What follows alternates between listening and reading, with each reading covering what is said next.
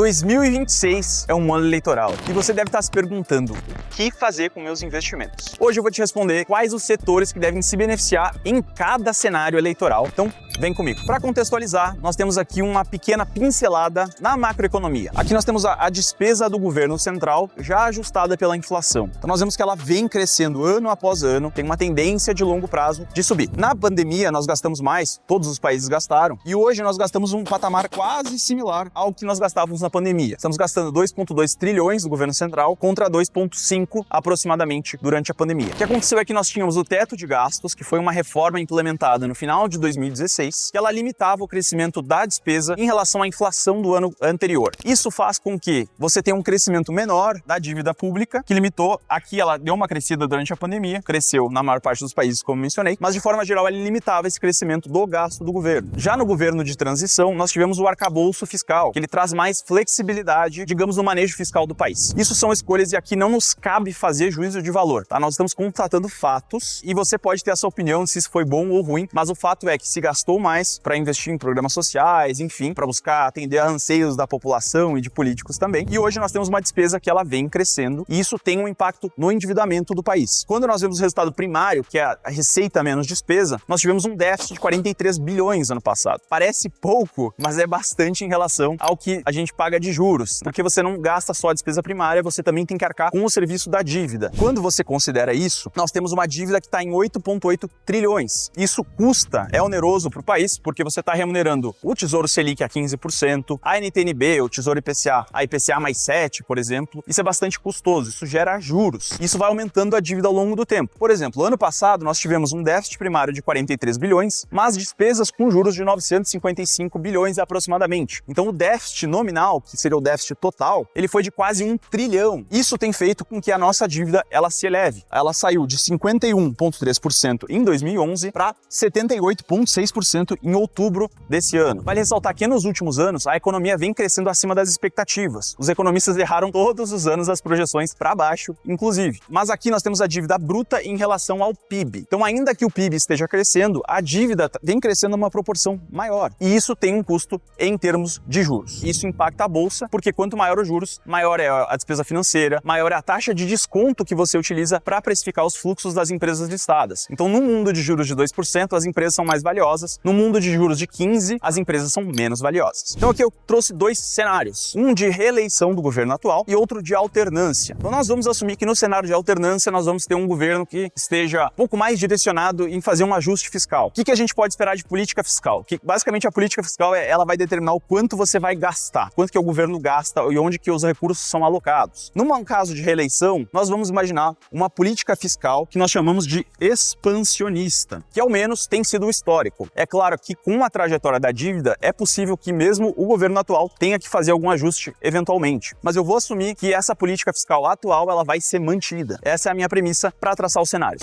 Agora, no cenário de alternância, nós vamos imaginar que vai ter uma política fiscal contracionista. Então você vai reduzir o número de recursos na economia e isso pode até causar um decrescimento, pelo menos no curto prazo. Nós vimos isso na Argentina, por exemplo, que quando o Milei assumiu, teve um decrescimento. Isso é natural quando você reduz o gasto do Estado, ao menos no curto prazo. É claro que a economia argentina já vem se recuperando e hoje está entregando crescimentos. Então nós não estamos fazendo juízo de valor, apenas constatando fatos e tentando entender o que vai moldar os caminhos da política brasileira e da Bolsa de Valores. Em termos de juros, se o governo atual se reeleger, eu imagino que o juro ele vai ser um pouco mais alto do que poderia ser. Por quê? Porque dado que o governo ele está gastando mais, tem uma política fiscal mais expansionista, isso vai demandar mais recursos, mais crédito, mais juros. Então eu imagino que o juro ele vai ser um pouco mais alto. Então, juro para cima, ainda que ele possa cair do patamar atual. Só cairia menos nesse cenário. Acredito que ano que vem nós devamos ter uma queda dos juros, independente de qual governo seja eleito. No cenário de alternância, a gente vai trabalhar com uma hipótese de que o juro vai cair. Ele vai ser menor do que seria com uma política fiscal expansionista. Então, juro um pouco menor. Em termos de câmbio, e aqui é muito difícil de prever. Primeiro porque o câmbio ele não é determinado somente pela política interna. Ele tem a ver com balanço de pagamentos, ele tem a ver com política externa dos Estados Unidos, política industrial, empresarial, dinâmica geopolítica, e isso está fora do controle de qualquer governo brasileiro. O câmbio ele é notoriamente difícil de se prever, mas eu entendo que no curto prazo a gente teria um dólar um pouco mais forte no caso de uma reeleição. Você vai imaginar que vai ter uma política fiscal expansionista, com isso nós tendemos a ter mais inflação. O diferencial de inflação entre os Estados Unidos e o Brasil faz com que a nossa moeda se deprecie mais do que o dólar americano. Se você digitar no Google USD/BRL e olhar a tendência de longo prazo da nossa moeda, é que o dólar se aprecia frente ao real no longo prazo. Isso tem muito a ver com esse diferencial de inflação. Mas se você olhar o próprio dólar, ele perdeu poder de compra, só que ele perdeu menos poder de compra que o real. Então aqui a lógica é que no curto prazo, ao menos, o câmbio subiria no caso de uma reeleição, tá? Então o dólar para cima, e no caso de uma alternância, assumindo essa política fiscal contracionista, o dólar ele cai. Então em quais setores investir no caso de uma reeleição? Eu entendo que quem vai se beneficiar num caso de reeleição seria um setor de seguros, por exemplo, porque quando você arrecada uma pólice de seguros, você pode alocar isso em títulos de curto prazo. Isso gera juros, e quanto maior o juro real de curto prazo, melhor para as seguradoras. Então nesse cenário, as seguradoras tendem a se beneficiar. Na hipótese do câmbio subir, isso também beneficia exportadoras, tá? Em grande parte, por exemplo, as empresas de commodity, como uma Vale, como uma Petrobras, talvez a Klabin, a Suzano, que são empresas que têm um caráter mais dolarizado, elas tendem a se beneficiar, ao menos daquela tendência de curto prazo. No caso de alternância, nós teríamos o varejo e construção civil. São dois setores que tendem a ser alavancados, com algumas exceções, é claro, e muito dependentes de juros, não somente pela alavancagem da empresa, mas também pelo crédito e financiamento que é disponível na economia para poder impulsionar esses dois setores, tá? Então, no caso de alternância, o juro cai, isso tende a ser muito benéfico para varejo e construção civil. Mas e agora, quais setores seriam mais impactados no caso de uma reeleição, nesse cenário que nós traçamos? Justamente os setores que se beneficiariam no caso de alternância, tá? Nós teríamos juros maiores, isso impacta resultado financeiro, isso impacta as vendas, a receita, enfim. Então, nesse cenário de eleição, possivelmente seria ruim para as empresas de varejo e construção civil. E no caso de alternância, quais setores poderiam se prejudicar neste cenário traçado? Construção civil de baixa renda. Esse tem sido um foco do governo atual. Isso pode ser prejudicado, esse segmento, numa eventual alternância de poder, digamos. E quais são os setores coringas que ficariam bem em qualquer cenário eleitoral? Bem, na minha visão, o setor bancário, ele sempre faz dinheiro, ou seja, o Itaú está com um retorno do seu capital altíssimo, entregou um ROI de 23% no trimestre passado, o Bradesco tem se recuperado, o Banco do Brasil tem ido mais ou menos, realmente, tem sido mais impactado por algumas questões ali de gestão e agro e alocação de recursos, mas de forma geral o setor bancário tem ido muito bem e ele vai bem a despeito de qualquer cenário, na minha visão, por seu caráter oligopolizado, por ter spreads, é um setor mais defensivo, mas também que joga no ataque. O setor de energia elétrica, ele vai bem em qualquer cenário, é claro que se houver algum tipo de intervenção, eventualmente, como houve no passado, isso até pode impactar o setor. Nós não vimos algo nesse sentido, ao menos nessa administração atual. E o setor de saneamento com um asterisco, porque é um setor que opera naturalmente alavancado. Então uma eventual queda de juros poderia beneficiá-lo, mas eu acredito que ele performaria bem a despeito de qualquer cenário eleitoral. Bom, e sabendo dessas informações, o que você pode fazer para se preparar para o cenário eleitoral? Na minha visão, ignorar tudo que tem a ver com política e pensar somente nas empresas. Se você achar uma empresa suficientemente barata, defensiva, que é bem avaliada pelos seus clientes, que tem uma alta rentabilidade, preferencialmente um baixo grau de endividamento, você pode estar protegido em qualquer cenário eleitoral, porque o futuro é impossível de prever. E mesmo o cenário traçado, ele pode estar equivocado. O câmbio pode, numa reeleição, ele pode até cair, porque ele depende de fatores externos. O juro pode cair, porque também depende de fatores externos. Diferencial de juros, por exemplo, se os Estados Unidos começar a baixar juros um pouco mais cedo do que nós esperamos, pode trazer um alívio aqui para o Brasil. Então aqui na Finclass, nós temos uma estratégia que independe da análise política e foca mais no micro, nas empresas. E se você quer conhecer as melhores empresas para investir a despeito do cenário eleitoral, eu convido você a se tornar assinante da Finclass, onde nós temos oportunidades incríveis que pagam dividendos para a carteira de renda, que podem se apreciar bastante na carteira de valorização. Por hoje é isso, espero que vocês tenham gostado, invistam com sabedoria e até a próxima.